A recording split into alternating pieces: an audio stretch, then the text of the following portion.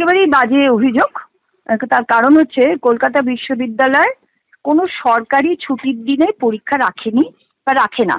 এটা একটা দলগত কোনো অনুষ্ঠান হতে পারে। তা দল যদি আমাকে দেখতে হয়, রাজনৈতিক দল, তাহলে সবকটা দলের নানা রকম অনুষ্ঠান আমাকে তাহলে প্রত্যেকটা দেখে দেখে তাহলে আমাকে পরীক্ষা ঠিক করতে হবে। পরীক্ষা ঠিক করে পিজি বোর্ড অফ স্টাডিজ, এবং তারা সরকারি ছুটির দিনগুলোকে একেবারে মার্কিং করা থাকে। আমাদের ক্যালেন্ডার আছে, একাডেমিক ক্যালেন্ডার রয়েছে, মার্ক করা আছে এই দিনগুলোতে পরীক্ষা হবে না। কিন্তু এছাড়া দলীয় কোনো অনুষ্ঠানে আমাদের সেটাকেও বিচার করতে হবে।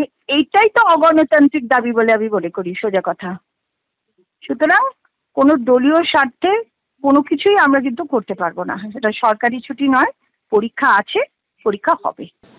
28শে আগস্ট দুপুর 2টো থেকে স্নাতকোত্তরের পরীক্ষা। এখানেই টিএমসিপি আপত্তি জানিয়েছে যে কেন এভাবে পরীক্ষাসূচি তৈরি করা হলো। এটা একেবারে দিল্লির ইশারায় চলা অপকৌশল। এই অপকৌশল রাজনৈতিক, এমনটাই বলছেন তৃণমূল ছাত্র পরিষদের সভাপতি তৃণাঙ্কুর ভট্টাচার্য।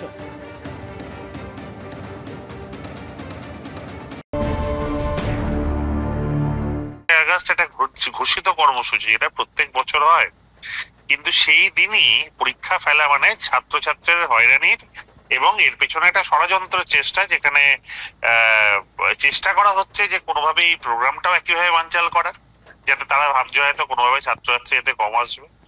পাশাপাশি ওই 28শে আগস্ট এবং আশপাশের সময় পরীক্ষা দেওয়া মানে ছাত্রছাত্রীরা হয়রানি করা।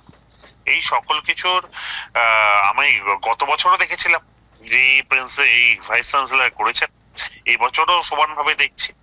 আমার মনে হলো এটা সামনে আনা উচিত, এবং একইভাবে আমি ইউনিভার্সিটি কর্তৃপক্ষকে আবেদন করছি যে দয়া করে 28 তারিখ সাধারণ ছাত্রের হয়রানি হবে এমন কিছু আপনারা করবেন না, কেন সেদিন প্রচুর ছাত্রছাত্রী আসবে সারা বাংলা জুড়ে। স্বাভাবিকভাবে একটা ট্রান্সপোর্টেশন এর ক্ষেত্রে তো সাধারণ ছাত্রের সমস্যা হওয়ার একটা সুযোগ রয়েছে।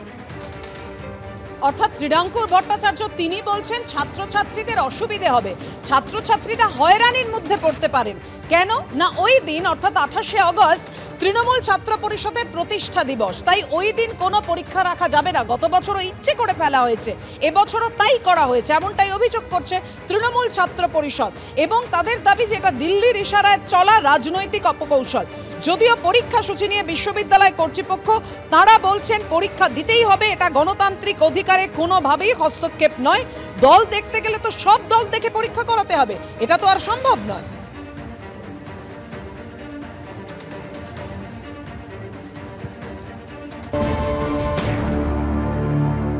ভাবটা এমন যেন টিএমসিপির বাপের সম্পত্তি কলেজ ক্যাম্পাসগুলো, ইউনিভার্সিটি ক্যাম্পাসগুলো।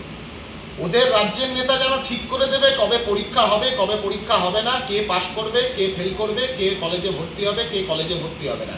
এই যে মাতব্বরিটা, এই যে দাদাগিরিটা, এই দাদাগিরিটা পশ্চিমবাংলার সমস্ত কলেজ, বিশ্ববিদ্যালয় ক্যাম্পাসে এবং স্কুল ক্যাম্পাসে পরিচালন সমিতির দ্বারা, গভর্নিং বডির দ্বারা কলেজগুলোতে, বিশ্ববিদ্যালয়গুলোতে এই দাদাগিরির মডেলটা তৈরি করেছে।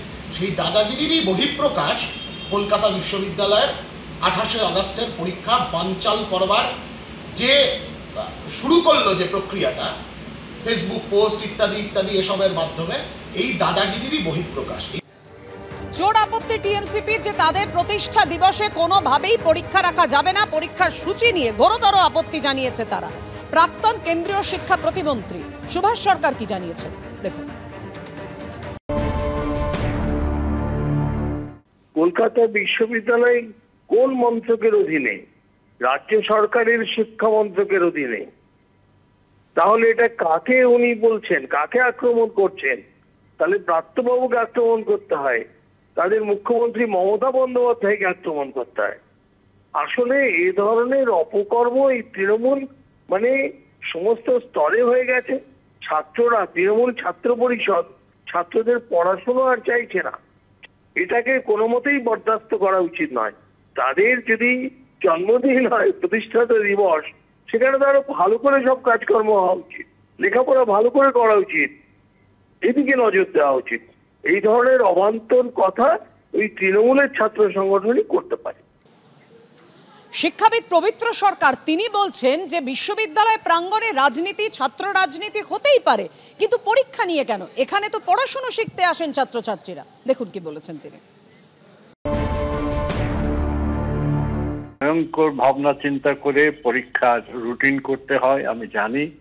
একটা দিন এগুলোর পেছনে বিশ্ববিদ্যালয়ের অনেক কাজকর্ম বানচাল হতে পারে, তো সেইটাই তো অগ্রাধিকার হওয়া উচিত এবং ছাত্রদেরও সেইটা অগ্রাধিকার হওয়া উচিত। তারা লেখাপড়া করতে বিশ্ববিদ্যালয়ে ঢোকে, রাজনীতি করতে বিশ্ববিদ্যালয়ে ঢোকে। বিশ্ববিদ্যালয়ে রাজনীতি হোক এটা আমি চাই না তা নয়, ছেলে মেয়েরা ইউনিয়ন করবে, তারা সেই ইউনিয়ন তো বন্ধ করে দেওয়া হয়েছে। কাজেই এই তৃণমূল ছাত্র পরিষদের হাতে এখন কি কাজ, জরুরি কাজ আছে আমি জানি না, হয়তো ওই ভৌতিক ইউনিয়ন চালানো একটা কাজ।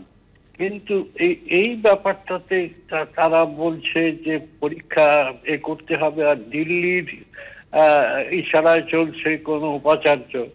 এটা তো মানে তাদের উপাচার্যকে অসম্মান, মানে বিশ্ববিদ্যালয়কে অসম্মান।